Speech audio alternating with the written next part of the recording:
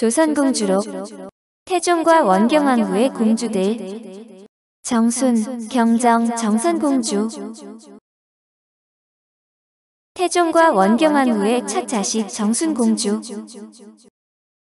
정순공주는 태종과 원경왕후의 첫 자식이자 장녀인 동시에 양녕대군, 효령대군, 세종대왕 성령대군의 큰 누나인데 1397년생인 세종과는 띠동갑입니다. 태종이 17세, 원경왕후가 19세에 낳은 딸로 외가인 여흥 민씨 가문에서 어린 시절을 보냈으며 훗날 이거이에 사남 200강에게 출가를 했습니다. 슬하의 외동딸을 두어 용양시위사 호군 이계린에게 출가시켰는데 세조 6년인 1460년에 세상을 떠나 조카 세조가 쌀과 콩을 아울러 70석과 포 50필 종이 100권을 부의했습니다. 소공동의 주인공 경정공주. 경정공주는 태종 이방원과 원경왕후의 차녀이자 양녕대군, 효령대군, 세종대왕의 둘째 누나이며 남편은 개국공신 조준의 외아들 조대림인데 슬하에 1남 4녀가 있습니다. 자녀 평양 조씨가 김호문의 아들이자 문종의 폐세자빈 김씨의 오빠인 김중엄에게 시집갔는데 그녀의 외손서가 한충인으로 인수대비해 사촌 오빠이자 단경왕후의 외조부입니다. 경정공주의 사저가 있던 곳이 속칭 작은 공주골이라고 불렸는데 한자로 소공주동이라고 했고 이를 줄여서 된 것이 서울의 소공동입니다. 태종실록 6권 태종 3년 9월 16일 신묘 첫 번째 기사 1403년명 영락 1년 명예통운 요청을 막기 위해 경정공주를 거상 중인 조대림에게 하가시키다. 둘째 딸 경정공주를 호군 조대림에게 하가시켰다. 처음에 임금이 둘째 딸을 평양부원군 조준의 아들 대림에게 하가시키려 하니 단원에서 상소하였다. 대략은 이러하였다. 신상에는 스스로 마음과 도리를 다하여야 하기 때문에 성인이 3년의 제도를 정한 것입니다. 신등은 들으니 대림을 기복하여 호군을 삼고 장차 왕실에 연인하려 한다 하는데 대림은 모상을 당하여 겨우 넉 달이 넘었으니 북을 벗고 혼인을 하는 것이 어찌 정리이겠습니까?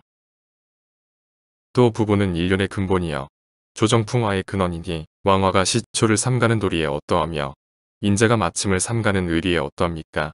원컨대 복을 마치기를 기다린 뒤에 허운하소서.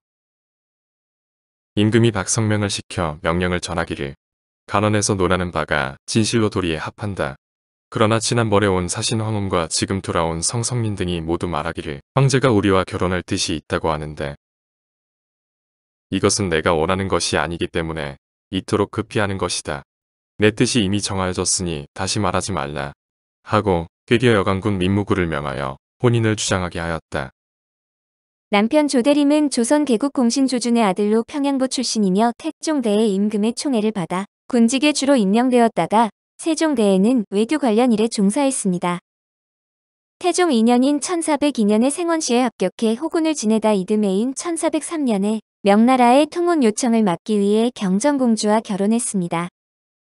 이때 조대림은 모친상을 당한 지 4달밖에 되지 않아 상복을 벗고 혼인하는 것을 반대하는 상소가 올라오기도 했습니다.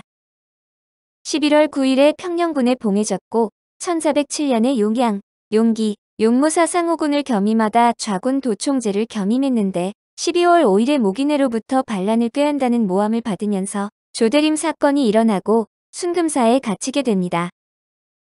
조대림은 장형 64대를 맞았지만 죄가 없는 것이 입증되어 석방되었으며 1409년에는 병서 강토 총재, 평양도 도절제사 등을 역임하고 순위사를 시위사로 개편하면서 총재에서 해임되었습니다.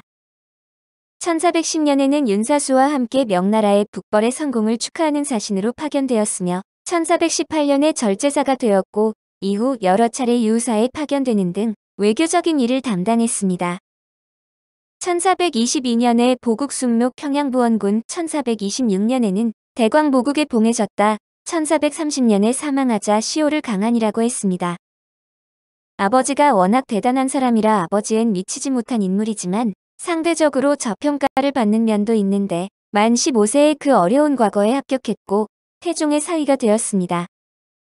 태종과 세종이라는 두 임금을 섬기며 사신단을 끌고 명나라에 다녀오거나 명나라 사신을 접대하는 등 외교 업무를 잘 수행했으며 꾸준히 승진한 뒤 사후 시호까지 받는 등 관리로서 자기 몫은 충분히 한 사람입니다. 남이, 신사임당 이라는 한국사 인물의 조상이지만 불행한 삶을 산 정선공주. 정선공주는 태종과 원경왕 후의 사녀로 남편은 개국 공신 남은의 형인 남제의 손자 남희입니다. 정선공주는 국왕과 왕비 사이에서 태어난 막내딸이었는데도 불구하고 출생 기록이 없는데 당시 태종과 원경왕 후에 사이가 나빠서 출생 기록이 기록되지 않았다는 설이 있습니다. 그녀의 성장기 주요 사건을 정리하면 3세가 되는 1407년에 어머니 원경왕 후의 친정동생, 본인의 외삼촌 민무고, 민무질 형제가 유배에 처해지며 4세인 1408년에 원경왕 후의 아버지 본인의 외할아버지인 민제가 사망합니다. 6세인 1410년에 민무고, 민무질 형제가 사사되고 11세인 1415년엔 또 다른 외삼촌 민무율, 민무애가 유배되며 12세인 1416년 2월에 혼인을 하지만 남은 외삼촌 민무율, 민무애 모두 유배지에서 자살을 합니다. 14세인 1418년에 갖가지 기행을 벌이던 양녕대군이 폐위되고 태종이 세종에게 양해하고 상왕으로 물러나 앉으며 16세인 1420년에 어머니 원경왕후가 18세인 1422년에 아버지 태종이 사망을 합니다. 정선공주의 결혼을 추진하다 이속에게 거절당하는 일을 겪은 후 기존 방법이 아닌 간택을 통해 사위를 얻고자 해서 정선공주가 조선에서는 최초의 부마간택으로 결혼을 하게 됩니다. 간택은 고관대작의 가문을 제외하고 4에서 5품 이하 가문의 아들들을 조사한 후 이들 중 3명으로 후보자를 선정해 왕실에 보고하면 최종 후보자 3명을 왕이 면담, 심사한 후 결정하는 방식이었습니다. 이런 과정을 거쳐 최종적으로 선발된 주인공은 남이었는데 당시 남이는 과부의 아들이었으나 좋은 집안 출신이었고 정치적 영향력은 행사할 수 없는 사람이었습니다. 그러나 13세 정선공주와 남위의 부부 생활은 원만하지 못했는데 위에서 본 것처럼 정선공주가 17세 때 생모인 원경왕후 민씨가 세상을 떠났고 2년 후에 생부인 태종까지 죽게 됩니다. 연이은 초상으로 정선공주는 몇 년간 남편과의 부부 생활을 하지 못하게 되었는데 그 기간이 거의 17세부터 20세까지 4년간으로 유교식 3년상을 지킨 것으로 보여집니다. 정선공주의 남편인 남이는 금지된 부부 생활의 불만으로 노름에 빠졌고 3년상을 고집한 정선공주에 대한 반감과 몇 년 동안 쌓인 욕구 불만을 관노비인 윤희를 첩으로 취해 해소하고자 했습니다. 남편 남희의 이러한 모습을 지켜보는 정선공주는 힘든 시간을 보내야만 했고 병에 시달리다 건강 악화로 21세인 1424년에 세상을 떠났는데 오빠인 세종은 많이 슬퍼하였다고 합니다.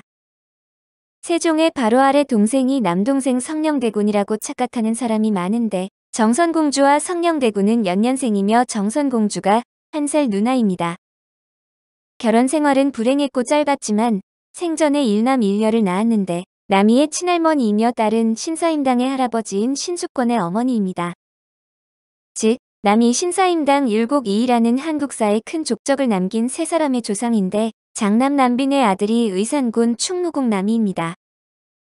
또 장녀 의령 남씨는 신계의 차남인 대사성 신자승에게 시집을 갔는데 외현손녀가 신사임당입니다. 2018년 3월 18일자 MBC 신비한 TV 서프라이즈에서 그녀의 불행한 일생이 소개된 바 있습니다. 오늘 조선공주록은 태종과 원경왕 후의 첫 자식 정순공주와 소공동의 주인공 경정공주, 남이와 신사임당의 조상 정선공주였습니다.